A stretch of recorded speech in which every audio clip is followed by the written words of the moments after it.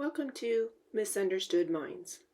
I am your host, Wendy Moore, and today we're going to talk about something that often doesn't get named clearly, but shows up a lot in many of my clients' therapy sessions.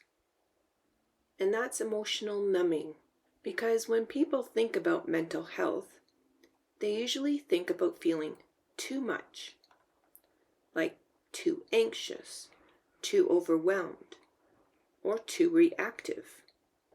But there's another experience that comes up just as often, and that's the experience of not feeling much at all.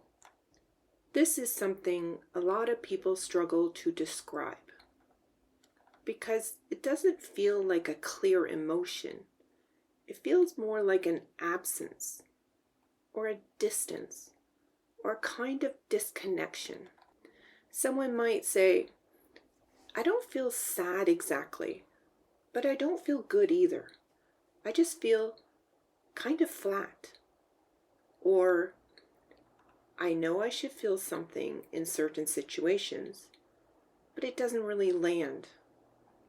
And often, this creates confusion because it doesn't match what people expect distress to feel like. It's not intense. It's not overwhelming. It's muted. When this comes up clinically, there are some patterns that show up consistently. People will describe things like feeling disconnected from their emotions, feeling detached in social situations, not reacting the way they used to, or even losing interest in things that used to feel meaningful. Sometimes it's described as, I feel like I'm going through the motions. Someone could say, I went out with friends and I was laughing, talking. Everything looked normal. But internally, it felt like I wasn't really there. Other times, it shows up as, I don't feel excitement anymore. I don't feel motivated the same way. I don't feel connected to people the way I used to. And one of the most important pieces here is that this isn't usually intentional. It's not someone choosing to disconnect. It's something happening automatically. Often, this experience gets grouped under things like depression, burnout, lack of motivation, and while those labels can describe parts of it, they don't always explain why it's happening. Because emotional numbing isn't just about mood. It's about how the system is regulating itself. To understand this more clearly, we have to look at how the nervous system responds over time. Most people are familiar with activation, that heightened state of anxiety, stress, hyper-awareness. But what happens when that state goes on for too long or becomes too intense? So someone might describe this like this. I used to feel everything really strongly. Anxiety, stress, even excitement. And then over time, it just started to fade. Not all at once, but gradually. What's happening there is the system shifting out of activation and into conservation, into shutdown. When the system reaches a point where it can't sustain that level of intensity, it adapts.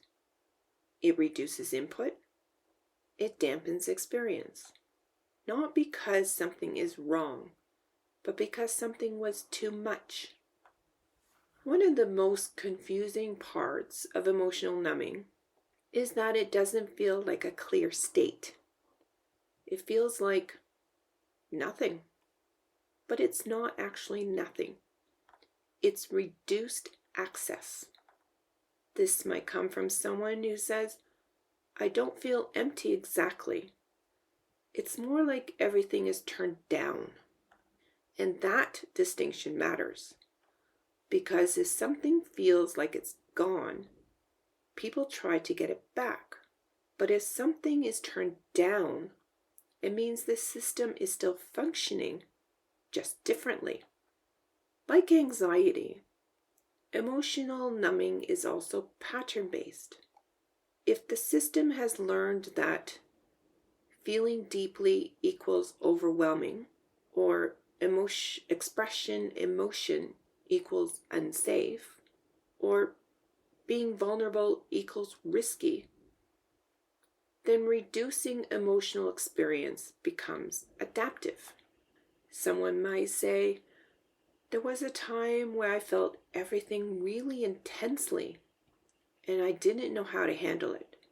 Now I don't feel that anymore. But I also don't feel much of anything else. That's not dysfunction. That's adaptation. The system learned something and it applied it. This is also where emotional numbing gets misunderstood. From the outside, it can look like disinterest, detachment, or lack of effort. Someone might say to another, "You seem distant lately." But internally, the experience is often, "I want to feel more connected. I just can't access it." And this gap between internal experience and external perception can increase frustration and sometimes shame.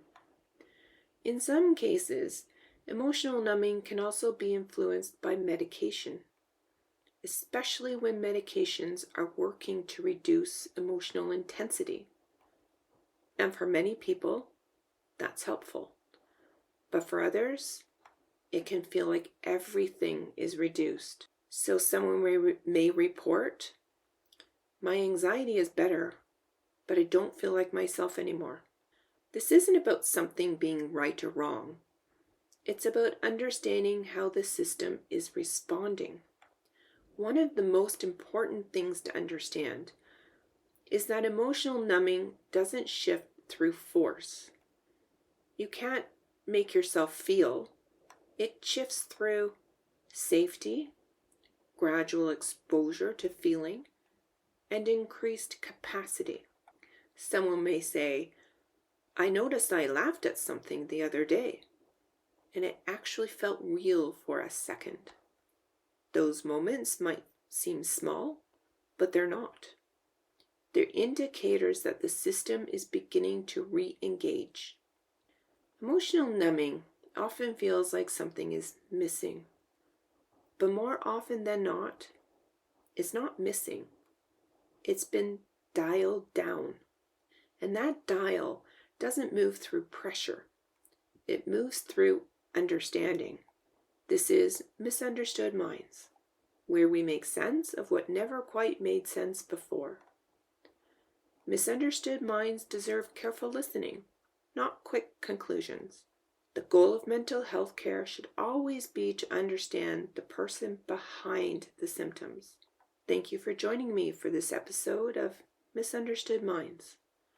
If this conversation resonated with you, consider sharing it with someone who may also be navigating the complexities of mental health. And as always, remember, understanding begins with curiosity.